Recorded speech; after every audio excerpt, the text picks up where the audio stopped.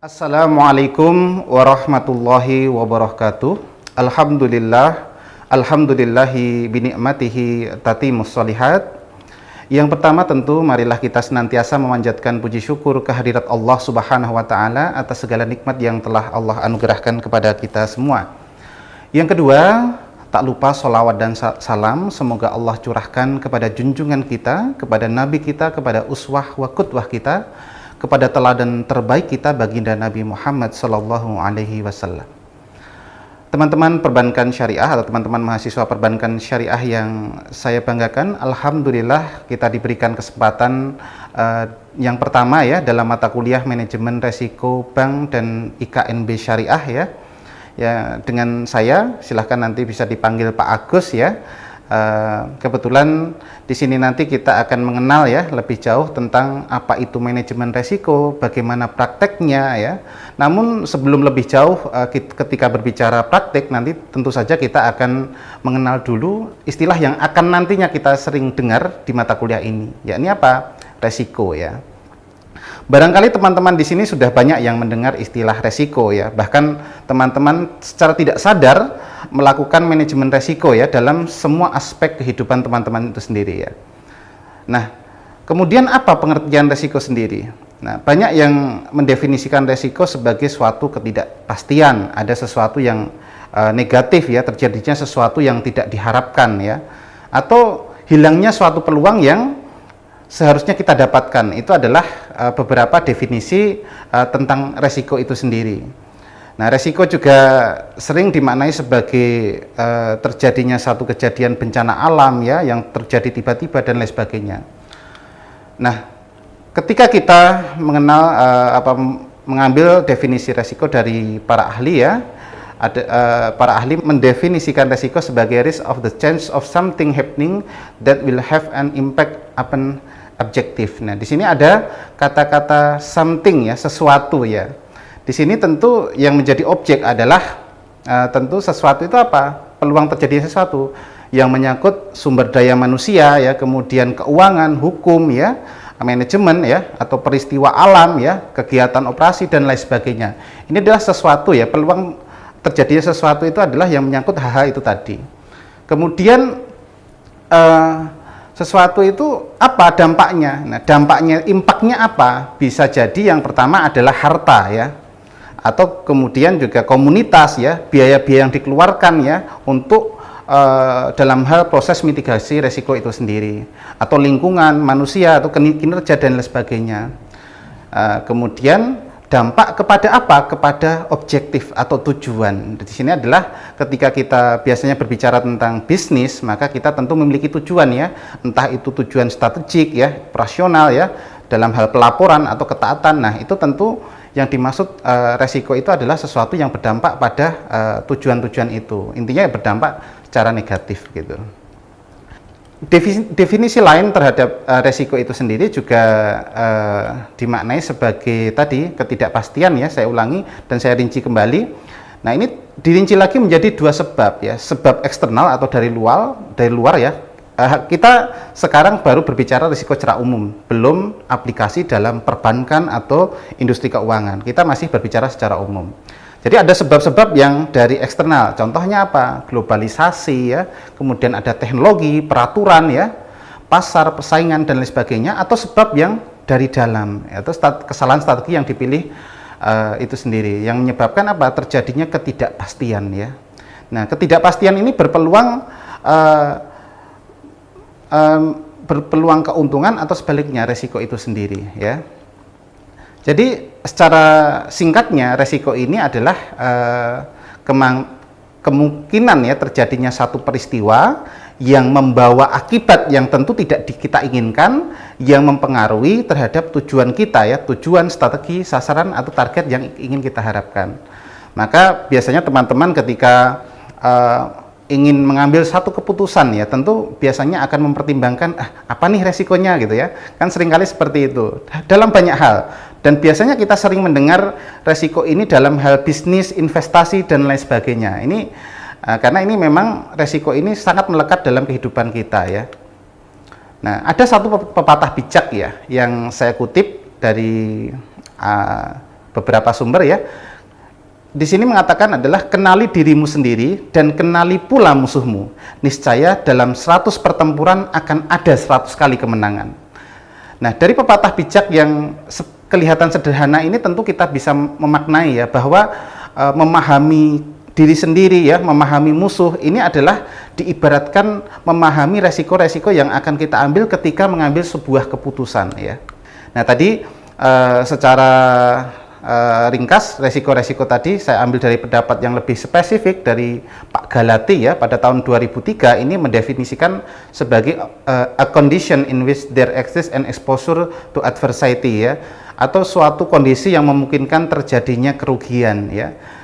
Dari Badan Sertifikasi Manajemen Resiko sendiri ini mendefinisikan sebagai chance of a bad outcome ya, adalah kemungkinan terjadinya hasil yang tidak diinginkan, atau chance of loss atau kemungkinan atau potensi terjadinya kerugian. Nah, artinya apa?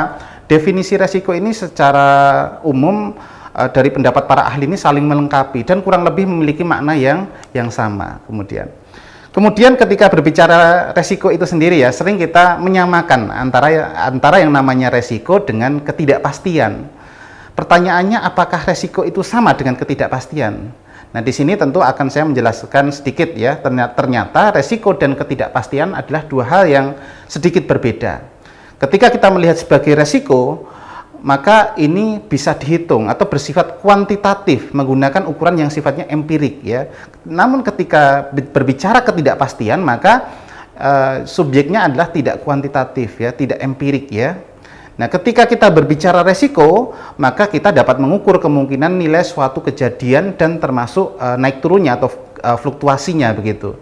Nah, ketika kita berbicara ketidakpastian, maka ini tentu tidak dapat diukur. Yang namanya ketidakpastian ini kan ya apa bahasanya? Floating ya, mengambang, tidak jelas begitu ya. Ketika kita berbicara resiko, maka tentu ada data pendukung ya mengenai kemungkinan terjadinya suatu kejadian ya. Sebaliknya, ketika kita berbicara ketidakpastian, maka tidak ada data-data pendukung ya. Nah, ini adalah contoh perbedaan antara resiko dan ketidakpastian ini ya. Kemudian bagaimana pandangan Islam terhadap resiko ya? Nah, dalam pandangan Islam itu sendiri melihat resiko sebagai fitrah bisnis ya. Kenapa? Karena ketika kita berusaha, bahkan ketika kita tidak berusaha apapun ya, itu pun memiliki resiko, apalagi kita mengupayakan sesuatu ya. Dalam bisnis misalkan, dalam hal investasi misalkan, maka ada satu kaidah yang dipakai ya dalam sebagai panduan atau pandangan Islam terhadap resiko sendiri sebagai yang pertama adalah al-kharaj bid-daman ya. Artinya apa? Pendapatan adalah imbalan atas tanggungan yang dibeli ya. Jadi ketika seseorang bekerja ya, seseorang berusaha itu berhak mendapatkan pendapatan ya. Kenapa? Atau berdagang ya. Berdagang kan boleh mendapatkan keuntungan atau pendapatan. Kenapa? Ada potensi ya.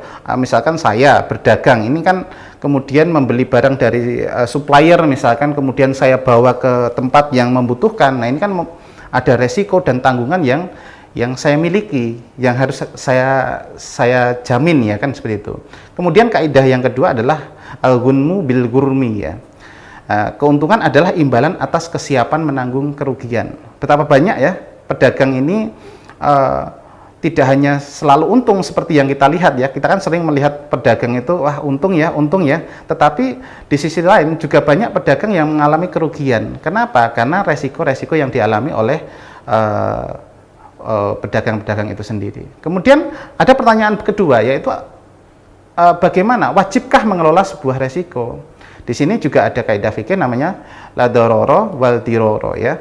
Kita tidak boleh melibatkan diri kita dalam suatu kemudorotan yang merugikan ya dalam hal ini tanpa usaha meminimalkan ya kemudorotan tersebut. Jadi kita tidak boleh nih mengambil sesuatu yang membahayakan ya, atau melibatkan suatu keputusan tanpa ada upaya untuk meminimalisir atau menghilangkan atau memitigasi resiko itu sendiri. Nah, ini tentu menjadi satu panduan bagi kita untuk selalu hati-hati ya dalam setiap mengambil keputusan-keputusan bisnis ataupun keputusan-keputusan dalam hidup kita, karena selalu memiliki konsekuensi resiko ya.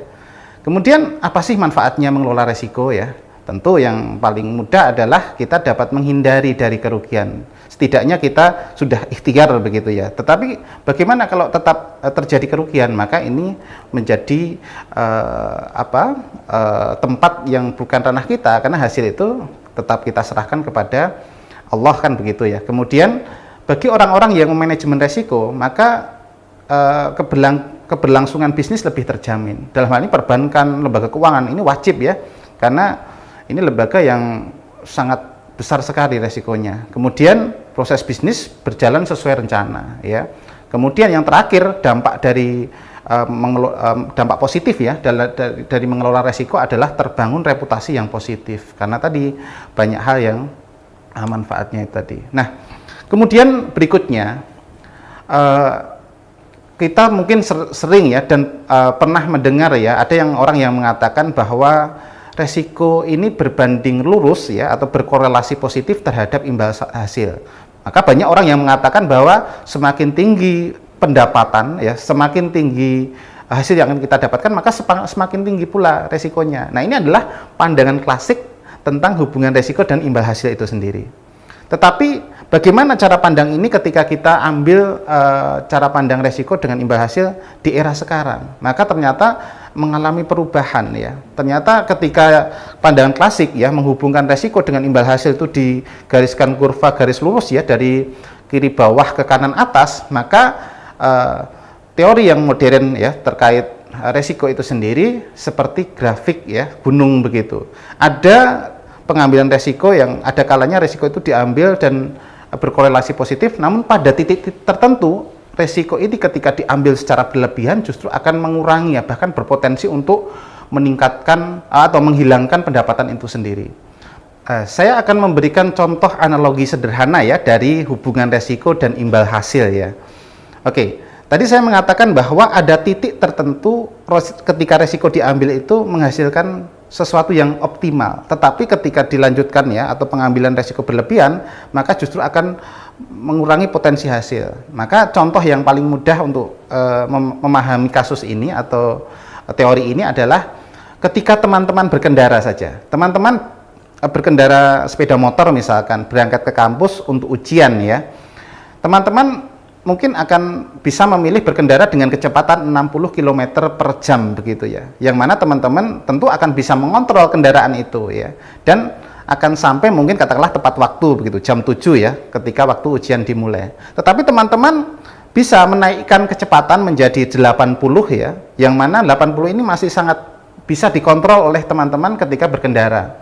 Nah, ketika teman-teman menaikkan kecepatan ketika menuju kampus, maka teman-teman akan mendapatkan keuntungan apa? Waktu ya, karena menaikkan tadi otomatis kecepatan 60 dan 80 akan memiliki resiko yang berbeda. Tetapi kalau sebagai konsekuensi, teman-teman akan memiliki waktu yang lebih banyak ya, mungkin sampai kampus jam 7 kurang, artinya teman-teman bisa rileks sebentar dan lain sebagainya. Nah, itu sebagai keuntungan.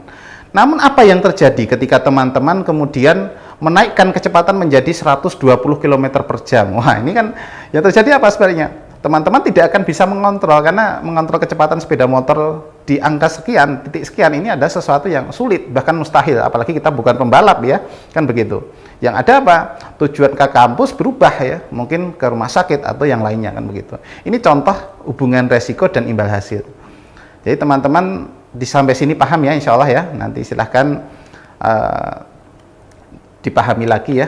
Kemudian berbicara tentang resiko ya.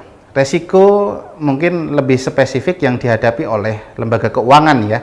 Dalam hal ini bisa bank syariah, bisa industri keuangan non-bank ya, seperti pegadaian ya, asuransi atau lembaga pembiayaan lain ya. Nah, jenis-jenis resiko ini dikelompokkan menjadi dua, yaitu dilihat dari faktor penyebabnya, yaitu resiko non bisnis ya, yang mana resiko non bisnis ini biasanya memang di luar wewenang kita, di luar kewenangan kita sebagai manusia. Contohnya apa resiko non bisnis ini? Resiko non bisnis ini adalah resiko yang biasanya terjadi karena suatu bencana alam, misalkan banjir ya, kebakaran ya, gempa bumi dan lain sebagainya. Ini adalah resiko-resiko yang non bisnis, yang biasanya sebuah entitas atau perusahaan untuk memitigasi ya, untuk menanggulangi resiko non bisnis ini adalah dengan mentransfer resikonya ke siapa? Ke lembaga atau ke perusahaan pihak ketiga. Bisa katakanlah di sini taruhlah lembaga asuransi ya, perusahaan asuransi dan lain sebagainya. Kemudian yang berikutnya adalah dilihat dari faktor penyebabnya adalah ada resiko bisnis. Nah, resiko bisnis ini adalah resiko yang menjadi ranah manusia untuk mengelolanya. Ya, di sini tentu kalau kita bicara lembaga keuangan ya, kita sudah mulai spesifik di sini, maka dikelompokkan lagi menjadi dua, yaitu resiko keuangan dan resiko non keuangan di sini. Nah, ketika kita berbicara resiko keuangan, ini adalah resiko-resiko yang berkaitan dengan contohnya, ini adalah resiko kredit ya, resiko pasar ya, resiko likuiditas, resiko operasional ya, resiko imbal hasil dan resiko investasi. Ini adalah resiko-resiko keuangan.